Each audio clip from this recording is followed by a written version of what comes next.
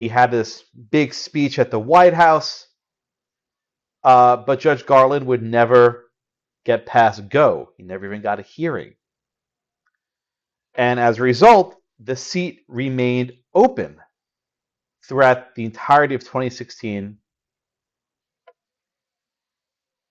We all know now that President Trump won the election in 2016, in large part because of his decision to appoint someone to fill the Scalia seat. Trump put out a list, actually several lists, that included judges that he would select or nominate for the Supreme Court. After Trump won, he was inaugurated, and then he nominated Judge Neil Gorsuch to fill the vacancy on the Supreme Court. Gorsuch was filibustered. At that point, the Republicans in the Senate used the so-called nuclear option. This means that we will change the rules. By a simple majority, the filibuster would no longer be used for Supreme Court nominees. So Gorsuch went through. Okay. 18 months later, in June of 2018, Justice Kennedy announced his retirement. Now, Kennedy did not give advance notice, as become the tradition of late. Instead, Justice Kennedy waited till the very last day of the term. I was actually at the Supreme Court the last day of the term in 2018, and I remember I was sitting there saying, there's Justice Kennedy's wife. That's nice. And there are his kids. Oh, look, his kids are here. Oh, and his grandkids are here. That's very strange. Why are his grandkids there? All right. So after the term finished, he personally delivered a letter to the president, went to the White House. It's a very Kennedy thing to do, announcing his retirement. Okay. The court then, at that point, the president considered who would he nominate. And he then selected Judge Brett Kavanaugh. Now, Judge Kavanaugh had not one confirmation hearing, but two confirmation hearings.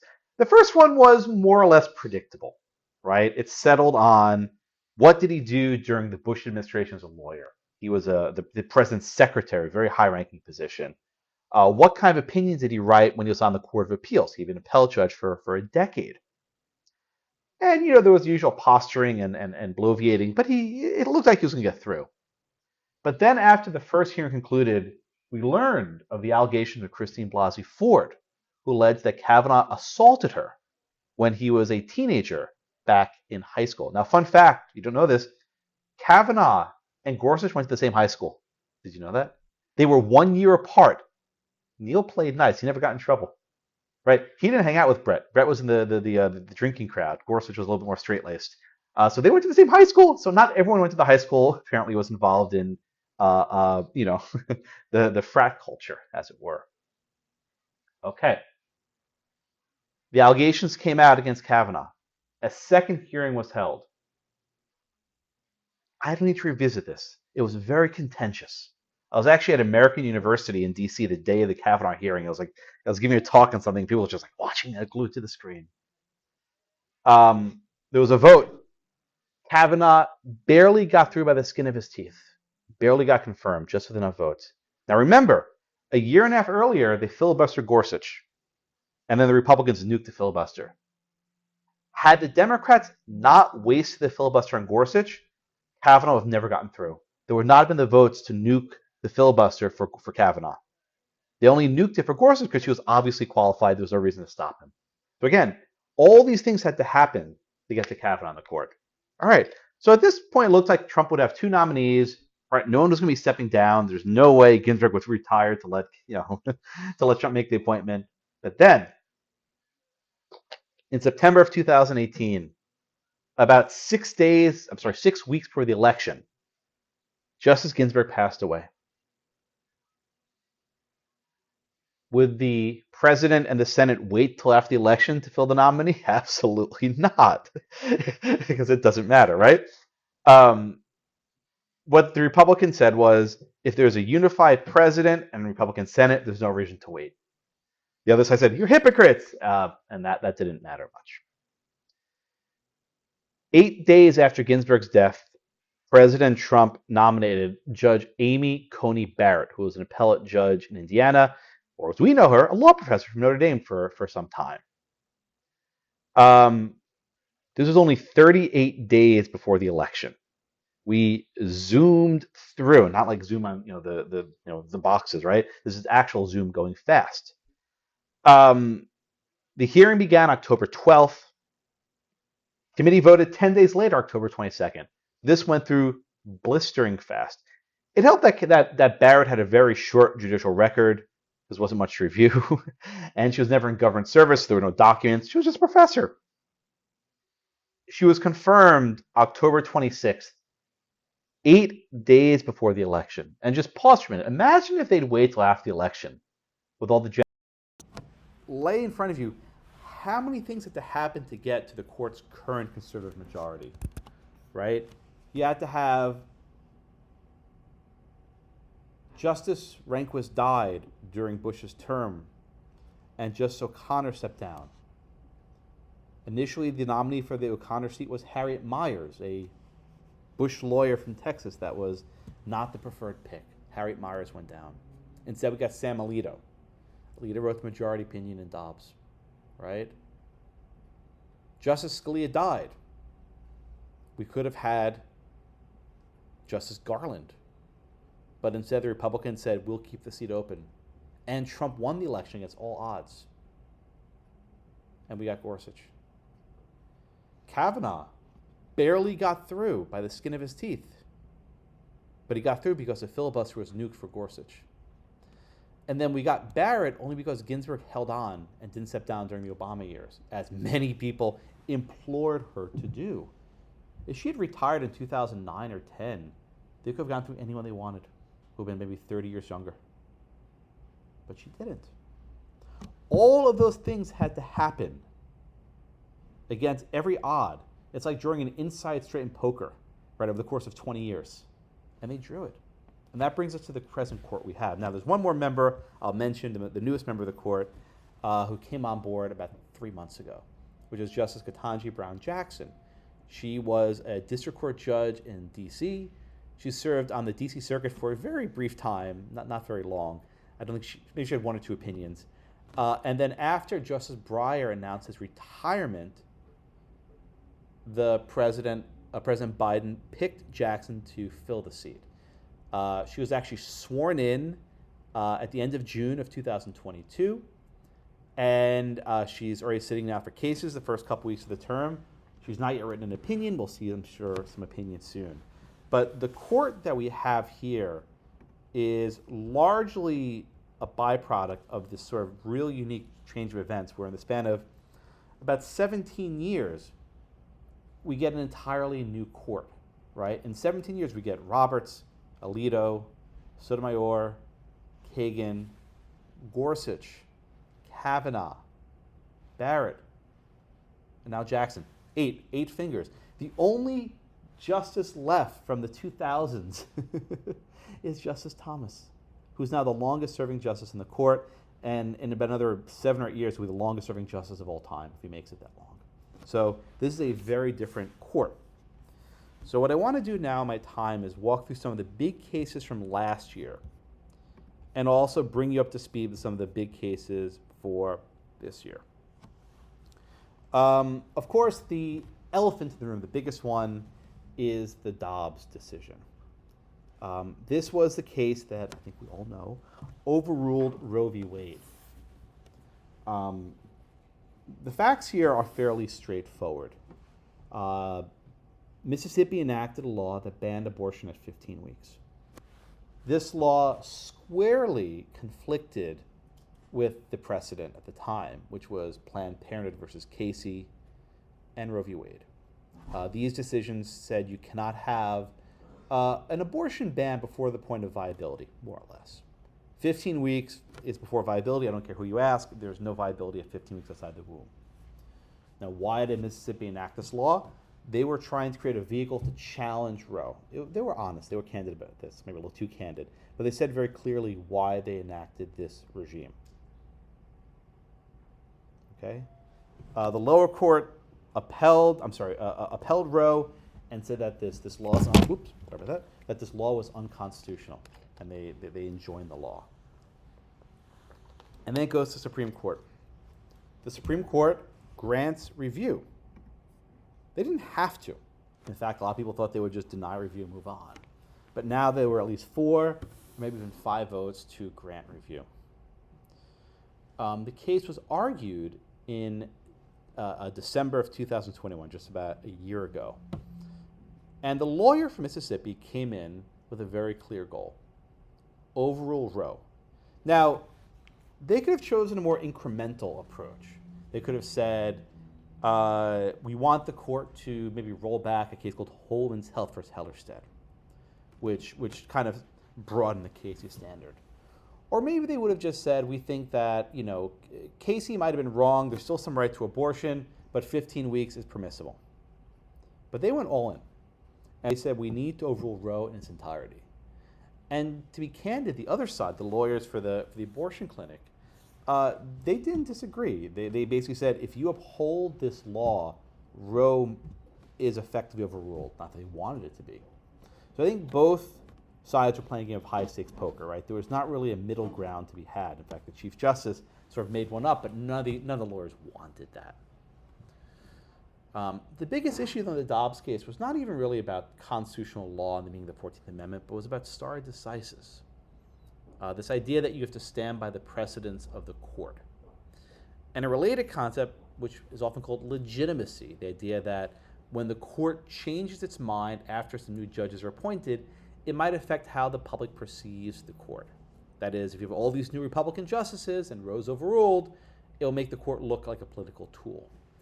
This was an argument that was primarily advanced in the Casey case by Justices Souter, O'Connor, and Kennedy. So the case was argued in December, and we know that at some point in February, Justice Alito circulated a majority opinion suggesting that there were 5 votes to overrule Roe. How do we know this? Politico. There was a leak of the draft opinion. Unprecedented. There's never been a leak of an entire draft opinion 6 months in advance. This never happens. To this day, sitting here in front of you in lovely Boston, this lovely fall day, we don't know how the opinion was leaked. We have no idea. The Supreme Court appointed a committee. It's always a committee for something, right? They appointed a committee to look into it. We have no idea. Maybe we'll find out. I doubt it. Okay. Now, why does this matter? The opinion may have been leaked with the intent of trying to affect the votes. Maybe it was a liberal leak designed to perhaps make the conservative justices afraid of what might happen. Maybe it was a conservative leak trying to lock in the votes before anyone gets wobbly in the knees. Or my preferred option is the burn it down approach. Where someone said, screw this court's a failed institution, let's burn this down and move on with their lives. We don't know what happened. And then something else happened that was kind of crazy. There was an assassination attempt on Justice Kavanaugh's life. A person traveled across the country with a gun in his backpack, sealed, of course, locked. Went to Kavanaugh's house. He had padding for his shoes so he could sneak around, like Bugs Bunny, right, to try and get into the house quickly and quietly. But then the assailant saw the security detail outside Kavanaugh's house, and he thought better of it. So he abandoned his plan. It's actually a good criminal law question. Was this an attempted murder? Did he take enough steps? Was there substantial steps? Actually, objectively, I think it's a hard question, but that's not why I'm here today. But despite the leak, despite the assassination attempt, despite everything else, the votes in Dobbs held. There were 5 votes to overrule Roe in its entirety, to restore the abortion issue back to the states. And what about legitimacy? What about stare decisis? The court says, it's not our job to consider how the public perceives our decisions. Right? Our job is to follow the law. And the court basically said, we don't care what you think. Which, that's that I think that's a mantra you have to take. The dissenters worried that this would harm the court. Maybe it would lead to court packing, maybe it would lead to other things. I don't know. As I stand here today in October, 3 months after Dobbs, the reaction's been kind of muted. I don't know what you guys think, but it was very strong at the outset, and it sort of faded. I think now abortion has become a political issue. There's some candidates who might lose office now because of their views on abortion. In the olden days, you could just pass whatever the law you wanted. It was never going to affect. It was a freebie, right? But now you have to suffer the consequences of your votes. I think some politicians in this state, perhaps even, and others may lose office because of their views on abortion. We've seen in Kansas and other places a referendum saying that no, we don't have full abortion bans. So in some regard, the arguments that this will destroy the country, I think, have been overblown. I think it's allowing the democratic process to work itself pure. That's not a consolation for some states where there will be absolute bans, like where I live in Texas, but I think a lot of the predictions have proved to be a little bit overstated. Okay. That's abortion. Let's do guns now. Get the controversial stuff out of the way.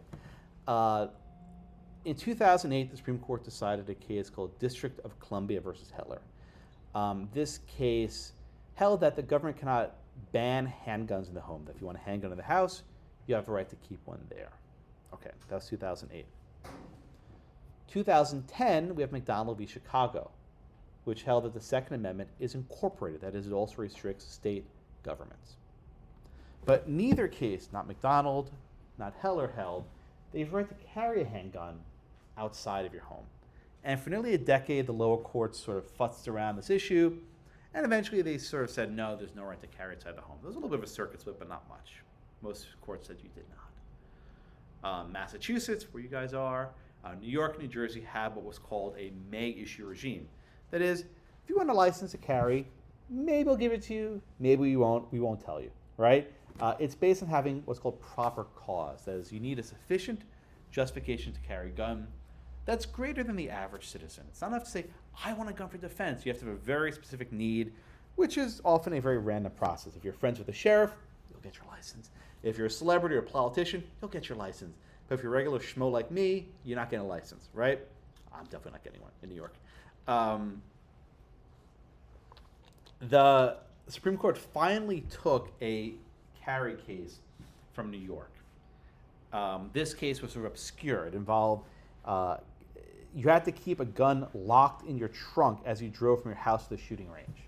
It was completely irrational, right? You couldn't go to a shooting range outside the 5 boroughs of New York. You couldn't go to a range in Jersey, for example. Completely irrational. So after the Supreme Court granted review, what did New York do?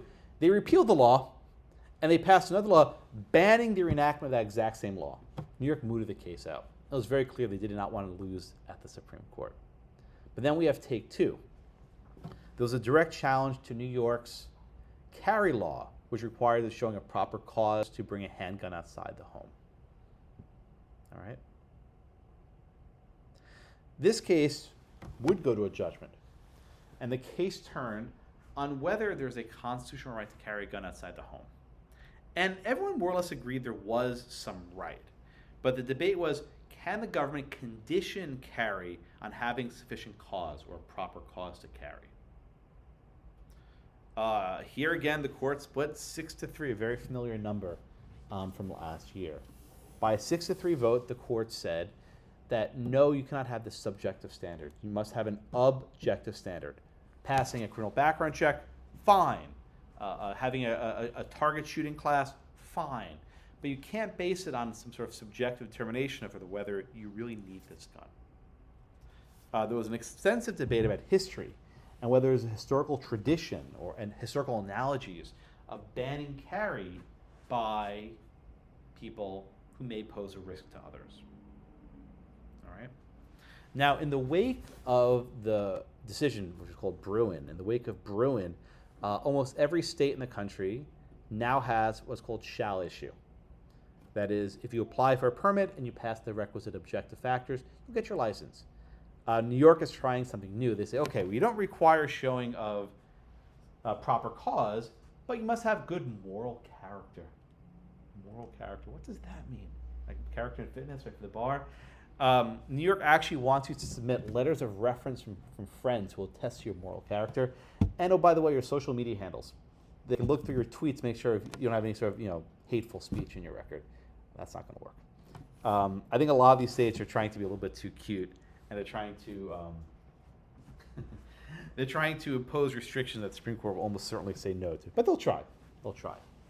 All right. One more case from last term before I move to this term. Last term, we had a lot of religion cases. Actually, I'll do two cases from last term on religion. The court's conservatives are, I think, very united on religion issues. So one case came from our friend up north, Maine. Maine had a policy where if you have if you live in a very rural area, the government will give you money to go to a private school, unless it's religious. The court said, no. You cannot discriminate against religious schools. Even if the money is used for religious purposes, the money still can go to a religious school. That was called Carson versus Macon. The other case, though, I think was a little bit more significant. It involved a football coach out in Washington. His name was Coach Kennedy, right? And Coach Kennedy liked to do something very unique. After a game, he would take a knee at the 50-yard line and say a quiet prayer to himself. Over time, players would surround him, pray with him. Even players from the opposing team would pray with the coach. The school said, you can't do that. Kneeling at the 50-yard line would violate the Establishment Clause. No, you can't do that. Okay. So what happened next? He sued. That's what we always do in America when you say you can't do something. The court did two important things. First, the court said that merely having the coach kneel at the 50-yard line was not a violation of the Establishment Clause. And in doing so, the court overruled a precedent known as Lemon versus Kurtzman, the so-called Lemon test. This was a test created in the 1970s that tried to enforce a separation between church and state. The Supreme Court said, no more Lemon. Get rid of it. It's done. Then the court said the coach had a free speech right to pray. So this wasn't just a case about religious freedom. It was also a case about free speech. Right? So the court is sort of entwining these two rights together. Right? So we had abortion, right? We have guns and religion. Last term was a blockbuster. Now let's move ahead to this current term, which began about 3 weeks ago now. The biggest case is about Harvard. Where's Harvard? Is it that way or that way? I don't know which. I don't have a GPS. Anyway, there somewhere, Harvard, right?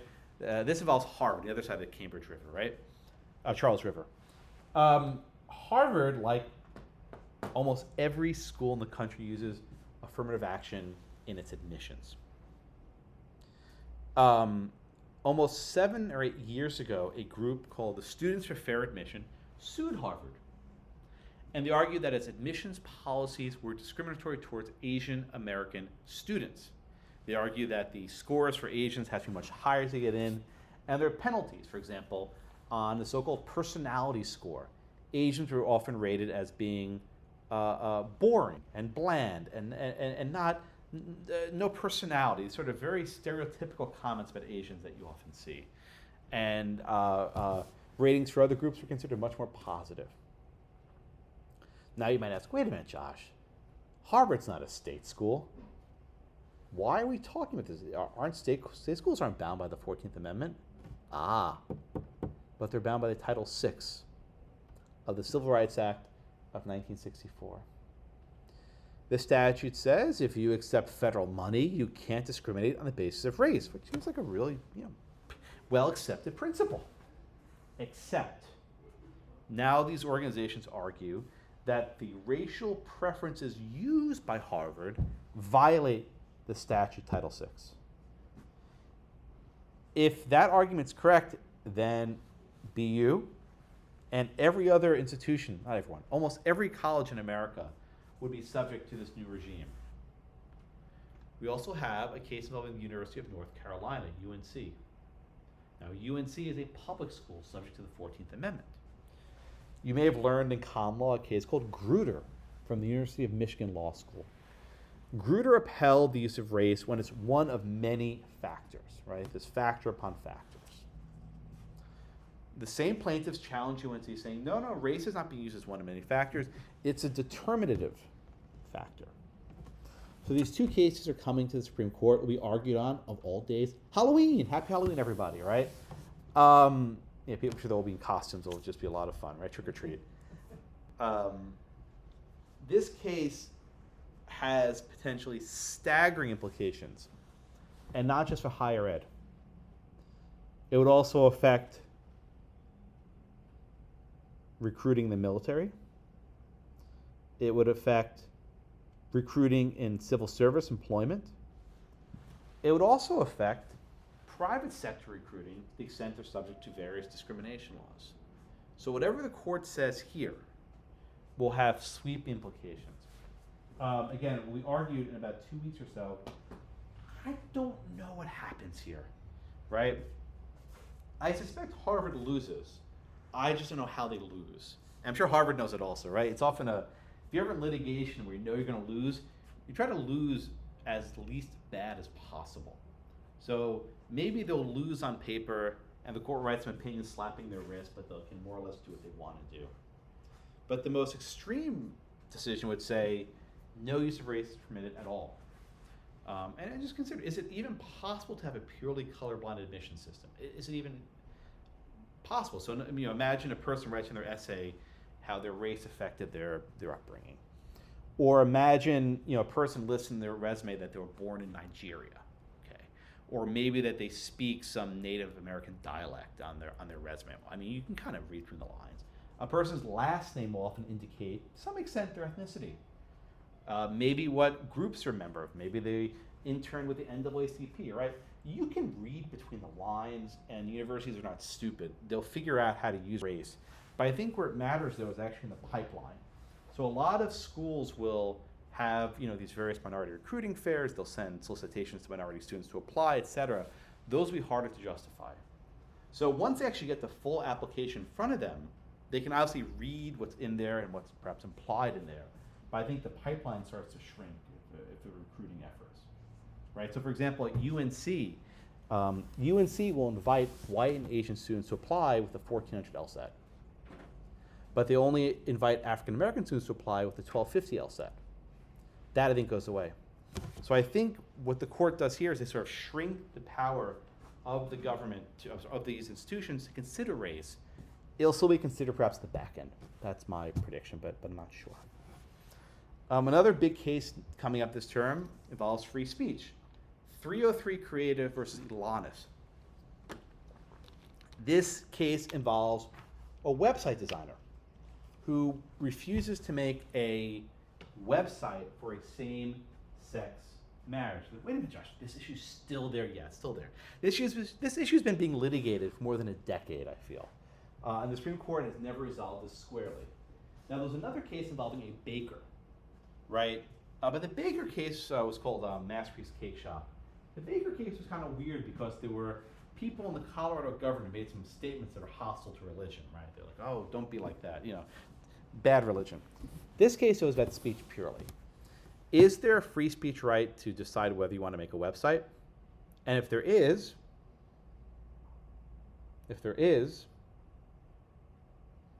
can that trump a civil rights law, an anti-discrimination law?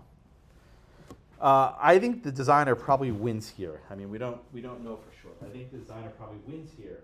But just keep in mind the implications. If the First Amendment now becomes a sort of escape hatch from various discrimination laws, where does this lead?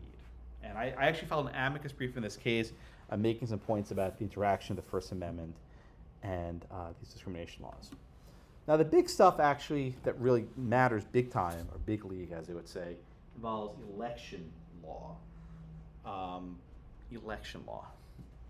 Now, the Constitution talks about elections, and it says in a few places that the state legislatures can make rules governing elections, which may not sound like that big of a deal. Sure, I mean, how else the law is being made? But there's a theory going around, which argues that when the Constitution says state legislatures get to make these rules, that means the state legislature and not the other branches, including the judiciary. In recent years, state Supreme Courts in North Carolina and Pennsylvania and elsewhere have interpreted their own state constitutions and said that state election laws are unconstitutional. These involve mail-in balloting, absentee balloting, drawing of maps, redistricting, et cetera, et cetera. And the state legislatures have said, no, this is for us, the legislature, to decide. So in this case, Moore versus Harper, where the court will be asked which branch of state governments are allowed to make these decisions. Now, there's a range of options here, right? The most extreme form would say that the state legislature gets to make these decisions, and the governor couldn't veto it, and the state courts can't strike them down. The extreme version, the other side, is when the Constitution says state legislature, it just means state government. Don't be such a picky textualist. It has to be whatever they want, and the courts can intervene. There are also middle positions, which says, well, maybe the state courts can intervene if the legislature gave them the power to make these decisions. So they can't rely on some abstruse provisions of the state constitution, but they can rely on more precise parts. But really, just taking a step back, the Supreme Court is in this weird transitionary phase where doctrine that's been around for a long time seems to now be in sort of up in the air. In many regards, what the court now is sort of the anti-Warren court, if you can think of it that way, right? We have all these precedents from the Warren court, and the decision is, do you overrule it or do you limit it? And more often than not, I think they'll just limit the extent of these Warren court precedents. But I think they will, over time, expand the conservative presence here in these various doctrines. All right, that's all I have. I thank you for your attention. I welcome your questions. Thank you so much. Thank you.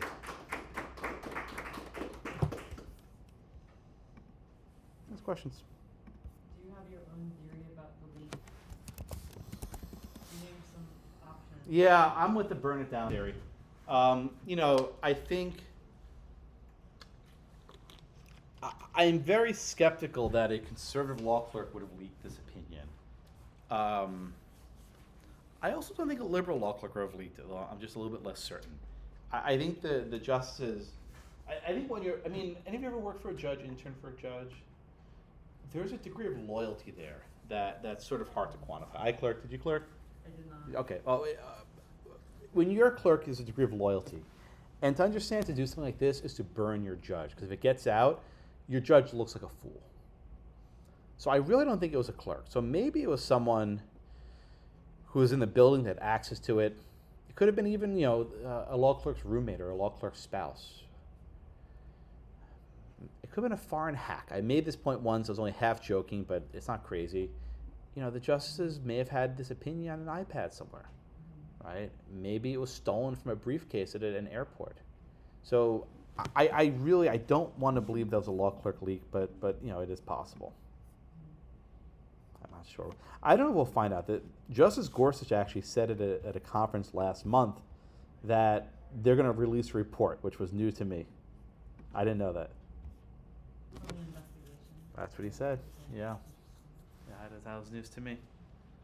Yes. What's your name? Leah? Leah.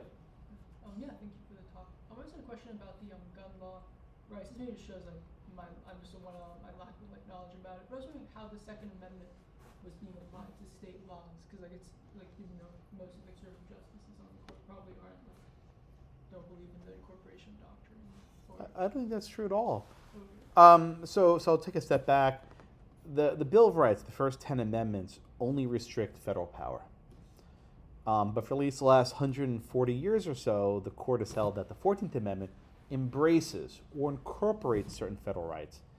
And in 2010, the Supreme Court held that the Second Amendment is incorporated through the 14th Amendment. It was actually the 5 conservatives who held that. By contrast, it was the court's 4 liberals who said, no, we do not incorporate the Second Amendment. And that was very much in tension with decades of liberal precedents to incorporate everything. Right. So that was McDonald. But good question. Thank you. Yes. What's your name? My name is Stephen. Stephen, thank you. Thank you.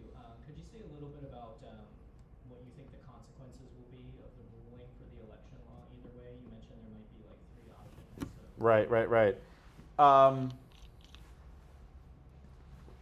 I'll take each one in turn, right? So the status quo right now is that the state courts are allowed to basically reconsider whatever the legislature wants.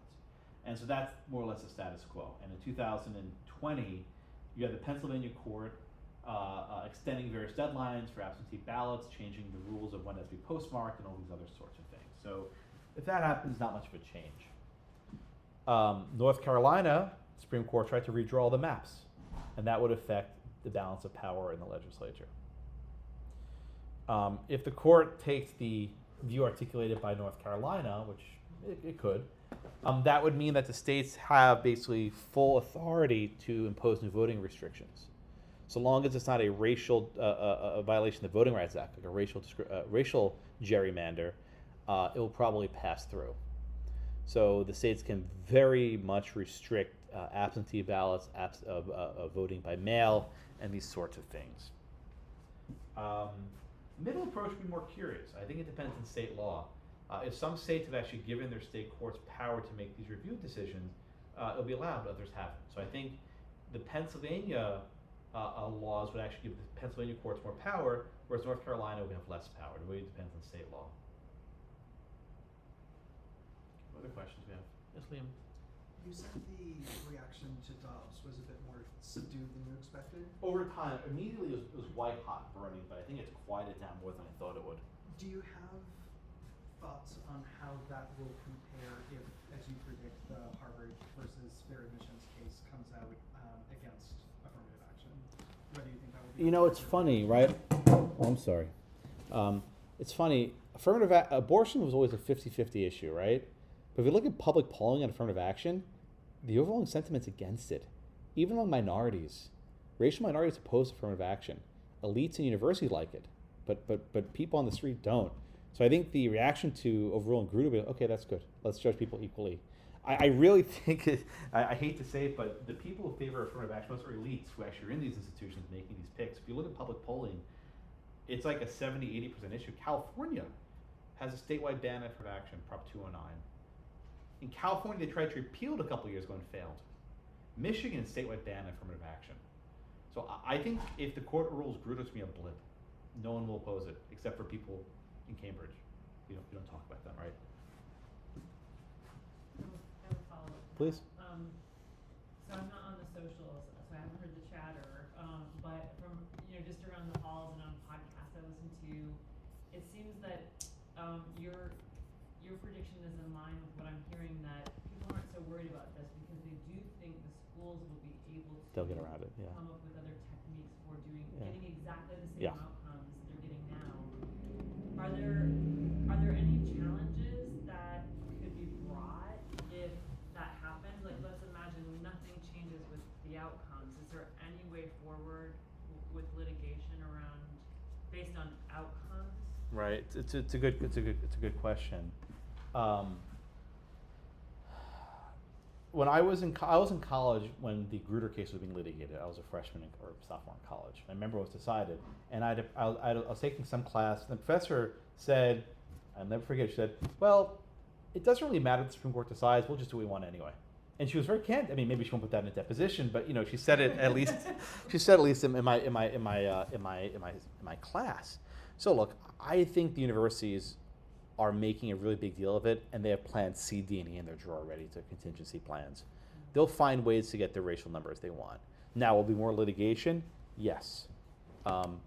And the cost of litigation is often the discovery, because Harvard had revealed a lot of things that are not pretty, right? A lot of things that were said. UNC is even worse. I mean, in the UNC case, there are all these text messages and instant messages in the record, and one of them was like, it's like ick and Asian, right? Who talks like that? Another one said, I'm paraphrasing, get this brown girl her money. Who the hell talks like that? But these are in this text message in the record. So I think a lot of these schools are going to embarrass themselves, and if they actually open themselves up to discovery. So that actually might be a very big cudgel against it. I don't think state legislatures will get involved, especially in red states, to prohibit this. You'll have state referendums. So I mean, unlike, Liam, to your question, like abortion, I don't see a big backlash to overruling Grutter. It'll just be whether the justices are, are unwilling to do it, but the backlash will be much less. Yes, sir. What's your name? Eric. Eric. Thank you again for giving the talk. Mhm. So one of the lines in Justice Thomas's concurring opinion in Dobbs that got a lot of attention was the line about going further with those other substantive due process cases. So I was just wondering if you could talk a little bit about what you see like the future of that with the court with this. Sure. So if you don't remember the line, Justice Thomas concurred in the abortion case. He said, well, yeah, let's overrule Roe. That's good, but let's go further. Let's overrule cases involving birth control, Griswold v. Connecticut. Let's overrule Lawrence v. Texas, which involves homosexual relations, and let's overrule Obergefell, which involves gay marriage. And people are like, see, look, this is going to go everywhere. Thomas was all by himself. No one else joined him. And I think Justice Thomas always pushes the envelope. But Thomas's point was, if we're consistent and we say that this idea of substantive due process, that the court can recognize constitutional rights, if this idea is wrong, we should apply it consistently across the board. I have a couple of responses. So one, there is zero nationwide movement to ban birth control. None. There's no march in Washington to ban the birth control pill. That doesn't exist. Even when Griswold was decided in the 1960s, Connecticut was in the process of repealing their law. And they never repealed it because the Supreme Court did it for them. So there's nothing there. Similar issue on gay marriage. Gay marriage has become extremely popular in a very short period of time. It's polling 70% nationwide. I don't see any movement to actually start repealing it nationwide. I don't. So unless some rogue law clerk decides to stop issuing marriage licenses to gay couples, I just don't see this going anywhere. And even if the clerk does, he'll be enjoined by the district court, and he'll have to pay attorney's fees because of qualified immunity. It's clearly established law. So I just see this issue going nowhere. But Thomas always does what Thomas does, which is pushing the envelope and letting the chips fall where they may. Other questions? Yes, Leo. Do you think, like, I know Dobbs didn't have as long-term as big of a reaction as he expected. Do you think, like, this whole doctrine of cases will really affect the court's legitimacy in the way that people have argued that it will? All right. Yeah, I mean, look, I mentioned the word legitimacy. I'm not a fan of the word. I don't even know what it means. I think it's used to describe an opinion you don't like, right? People write entire books about legitimacy. I kind of ignore it. Usually when the court leans to the right, conservatives are happy, liberals are unhappy, and leans to the left, liberals are happy, conservatives are unhappy. I think what this teaches progressives, people on the left, is you can't rely on the courts anymore, right? If there's some social change you want, you have to do it to the ballot box. For a generation, Anthony Kennedy gave progressives most of what they wanted on gay rights and otherwise, on abortion and otherwise. Before that was the Warren Court giving progressives what they wanted. That's over. Still, conservatives shouldn't get too cocky. I think they should be a little more recognize that the court will not give them everything they want also. And ultimately, voting's good, right? The ballot box is good. And if there are things that you want to achieve, don't go to the courts first. You should look to the elected branches first. I think, what do I know? When I talk to my students about legitimacy, I talk about the courts needing the executive branch's police power, to kind of back up their holdings, to enforce the holdings. And so one thing we might worry about with respect to legitimacy is that you don't get that. It could be that the court decides something and no one's going to enforce it. So I don't know if that's a real thing we should be worried about, but I could imagine a scenario at some point where the court could get so extreme that the executive branch just isn't willing, no matter who's in power. I would actually love that to happen. I don't care if it's Biden or Trump. The president say, "Oh, that's nice, Supreme Court. You go take care of that yourself." At some point, I think it would actually be positive. Give the court a little bit of a wake-up call. But look, in the wake of the Dobbs decision, President Biden said, "I don't like it, but we'll find a way around it. We'll use executive action to protect abortion in various ways." After Bush v. Gore, Al Gore said, "I don't like it, but I'll stand by it." I don't think we're remotely close to the point where an executive branch is sorry to ignore the Supreme Court.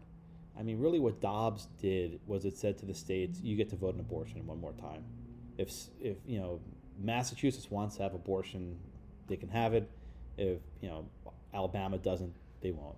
So I don't see this as the kind of usurping decision. The harder one is guns, because for guns, they actually took away the power of the states to regulate guns. But again, it was 43 states already had shall issue. So it wasn't that radical of a change. Again, New York's trying to frustrate it. Affirmative action, look, it's a 70% issue. I think it's going to be popular if the court overrules it. I don't think you'll see it. So I mean, the decision that would have this sort of effect would be election related, right? Where if they were to decide, some issue that either kept Trump in or out of office, pick your poison, either one will probably reach the same point. So those are the ones I think they're afraid of, and that's the one where you might have a president say, I'm not going to follow it. It'd be election related. I don't know. Or affirmative action, Could it? right? I mean, the threat is that the federal government will withhold all funding, probably research funding, et cetera. So it's a huge penalty, but only if the government's willing to go through with it. Mm-hmm. What else? Other questions you have? What about you? You didn't speak yet. Cool, thank you. Thank you. I'm curious in the long term whether or not, of course, Dexter is signaling in the past related to Chevron to begin reining in administrative discretion. If you think in the long term this court needs to go beyond West Virginia, EPA, I know that was sort of the. Oh, good question. I didn't mention the case. Yeah, it's a good question. So, if you're one, maybe nobody what he just asked, I'll try to summarize it. Historically, administrative agencies like the Environmental Protection Agency have broad latitude to interpret statutes. And if there's some term in a statute that might be a little bit ambiguous, the court said we'll simply defer to their reasonable interpretation of an ambiguous statute. This is known as the Chevron Doctrine, after a very famous case involving Chevron, the oil company. Not Citgo, not that sign down the road. Chevron, the other one. I could see this from my hotel room this morning. The Chevron doctrines come under attack mostly from conservatives, saying that it gives too much power to agencies. The court declined to overrule Chevron a few years ago. I don't think there are the votes for it. And even if the court overruled Chevron, lower courts will still defer to these expert agencies. So I don't get too worked over Chevron. Sorry. What about you? Any questions? Around the room? I don't think so. I think you answered pretty much everything. I did? I think That means I get to stop. Thank you all so much. Have a wonderful day, and happy to chat more later. Thank you. Thank you, Professor. Thank you.